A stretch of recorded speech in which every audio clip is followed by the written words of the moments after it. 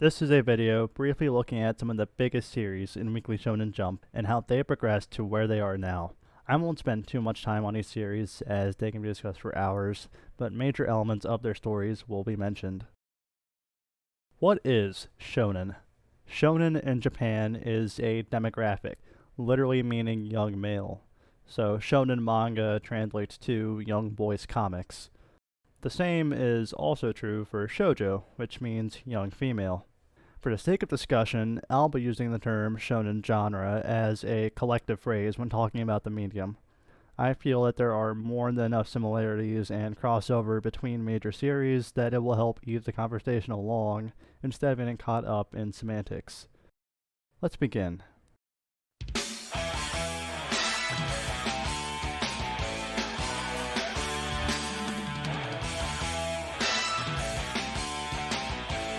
The foundation on which the modern shonen genre is built lies within Fist of the North Star.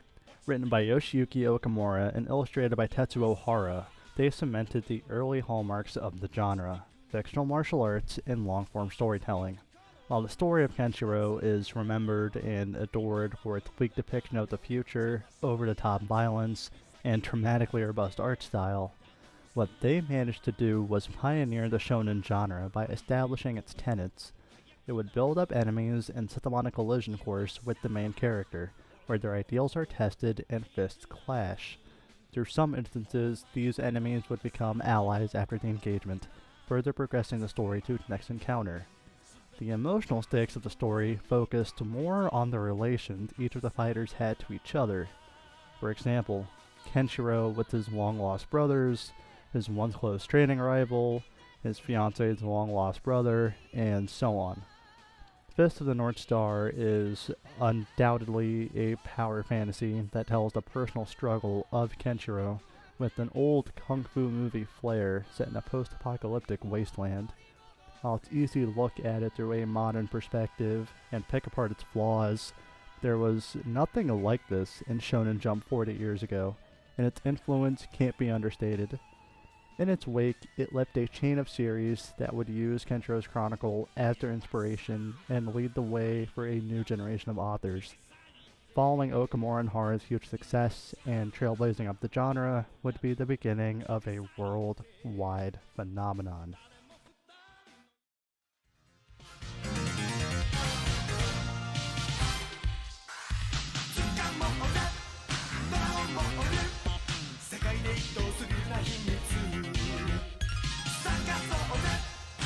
To claim Akira Toriyama's Dragon Ball to be anything short of iconic would be insane.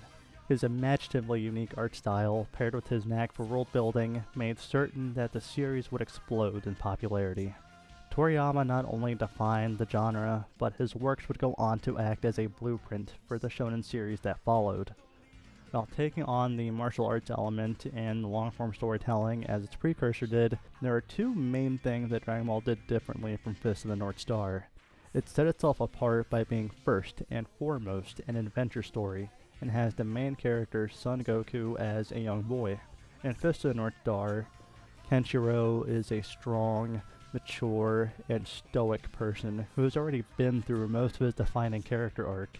You learn about it after the fact through backstories as the plot moves along, as opposed to Goku, who is still a child. He develops and grows, which leaves a deeper impact on the fans. You watch him become stronger and create new connections as he travels around the world, fighting for his friends, while searching for 7 wish-granting orbs. After the events of Dragon Ball, the tone shifts to a darker experience in Dragon Ball Z. It soon becomes more battle-oriented and character-driven, leaving its adventurous feeling in the past. The fights begin to expand in fantastical scale to planet-shattering proportions, pushing its martial arts roots to the side. The antagonists of Dragon Ball Z weren't a one-time event like much of the villains in other series of that era.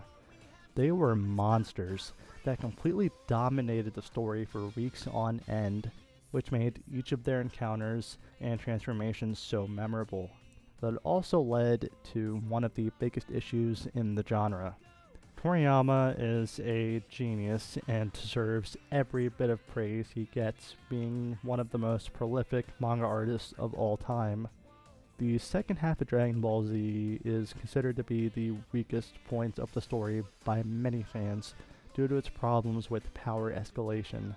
It probably had to do with the fact that Toriyama made it up as he went while working things out with his editors, or the fact that the anime was being made while the manga was still being written. It's impressive he managed to make the story as engaging as it is all the way to the end, but it lost the ability to emotionally relate to its fans. Dragon Ball Z early on had power levels to gauge a character's strength, and it pretty soon became irrelevant and basically non-existent by the end of the Frieza saga. Characters by this point had the power to completely transform their appearance and massively increase their fighting ability.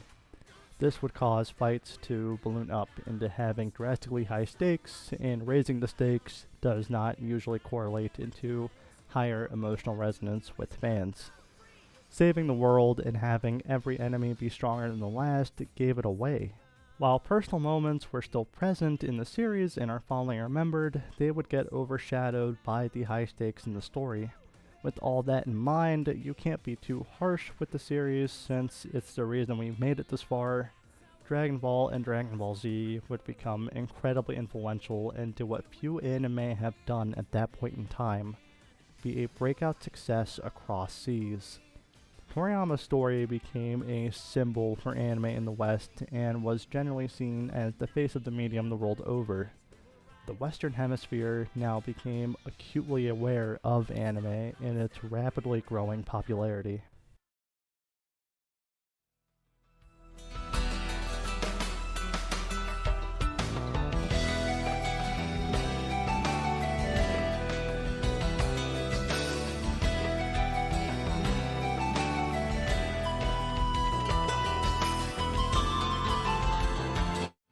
Hunter x Hunter did not take the world by storm as much as the previous series, but it does leave its mark on the shonen genre.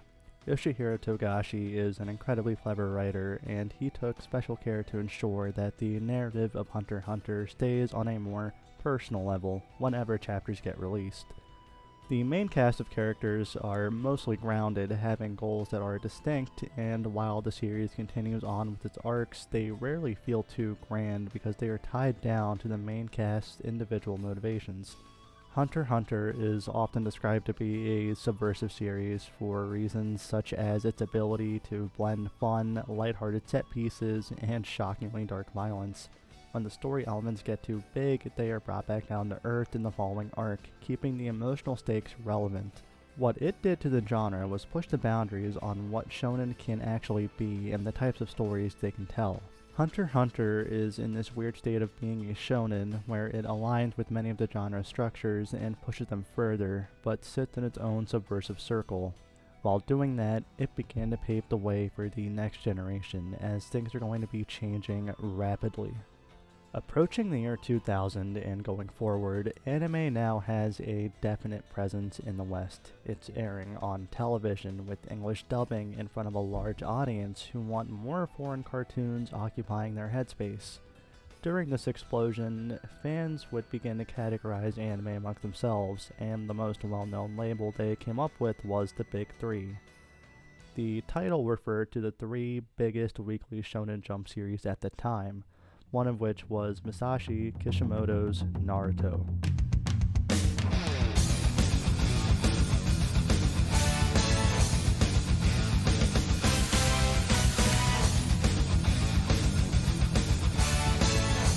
Naruto was arguably the most popular of the big three at the time, since it had a strong start with a cast of memorable characters. Kishimoto planted Naruto's ambitions in the beginning of the story and pinned him as an underdog. The supporting cast also had a large presence in Naruto and is one of its more memorable aspects. Early on, you had ninja training with Team 7 to familiarize and build a connection with them, and the next arc extended the character roster but kept everything down to earth. I'm positive you remember Rock Lee's fight with Gaara in the Chunin exams, because everyone does. That's another aspect in which Kishimoto succeeded in: characterization during arcs. Each team member outside of the main cast that the story focused on had some personal goal in mind. Fights carried weight in them because of the emotional investment you had in the characters. It was always personal. Where Naruto starts to fail, however, is toward the second half of Shippuden, where the plot lines become bloated and so many characters begin to flood the series. Motivations and character development start to blur, and it becomes a burden to keep up with the story. For the most part, Naruto handled itself fairly well, all things considered, and pushed the genre further in popularity. The same, unfortunately, can't be said for one of its contemporaries.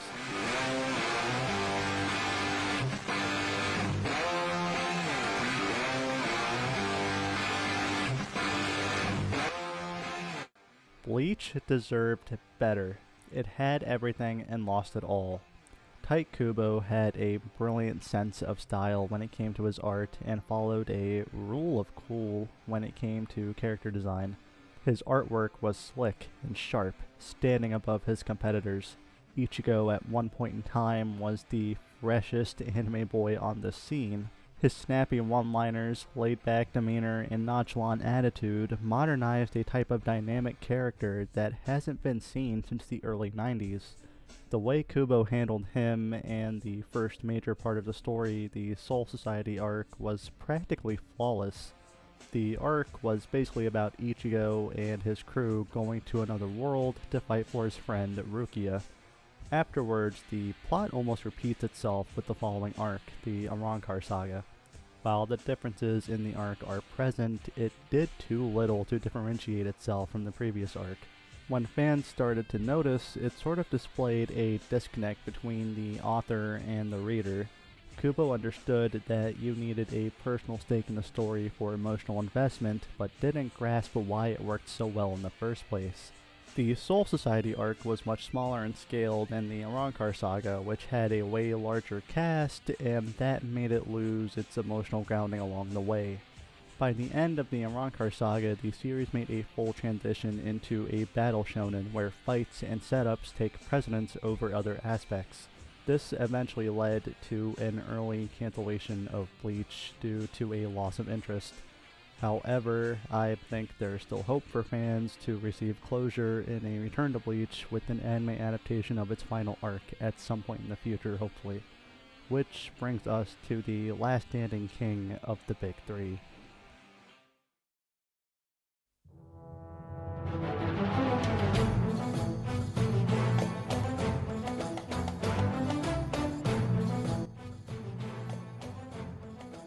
Eiichiro Oda has mastered the shonen formula. At over a monumental 1,000 chapters, One Piece seems daunting, but what you'll come to find is a sincerely crafted story that, to this day, still has a passionate creator behind it.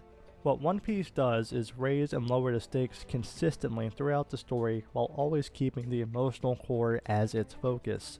In one of its biggest arcs, the Water 7 Enies Lobby saga, the scale of the story increases so rapidly with all of the additional characters, power upgrades, and massive story elements being revealed, it doesn't ever lose touch with its main emotional sentiment.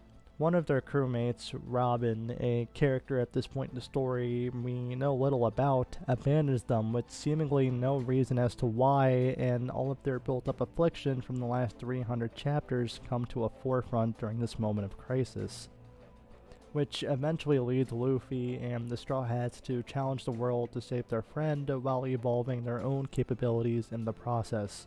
It's one of the most fondly remembered arcs in the series and a prime example of Oda's talent. One Piece is still going strong, but it will at some point end, and in its conclusion, it will leave its throne atop of Shonen Jump empty. If you were to label and categorize the Shonen series up to now, you would have something like the pioneers who established the genre, the next generation that defined it, the weird subversive series on their own path, and the big three that popularized it. Then we reach the current era of shonen, which I like to call the new wave, and in my opinion, the series that best captures what the future of the genre holds is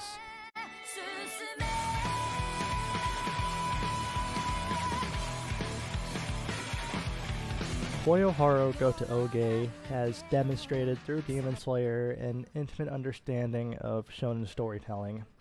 It has refined the formula to a sharply honed edge by condensing its structure. Being inspired by the previous generation, Demon Slayer feels like an old, classic shonen, which was able to tell a type of engaging story that avoided many mistakes of the last era. Every character is drawn with an endearing impression, every arc flows deliberately and consistently, keeping its momentum. No one character overstays their welcome and is used when needed.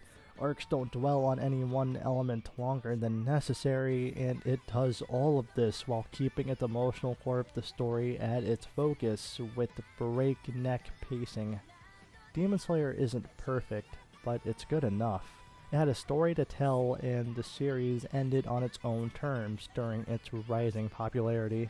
Its popularity is attributed to 3 factors: perfect timing, a great studio to adapt the work, and Demon Slayer being a captivating story to generate long-term interest. What it did to the genre was fine-tune its hallmarks and push shonen storytelling even further beyond its scope of audience appeal. While it may be finished, its anime adaptation will be around for years to come, and its impact isn't over yet. Maybe the future is just every shonen story from here on out will end right before people start to get bored, and they'll try to keep you hooked on the strength of its premise.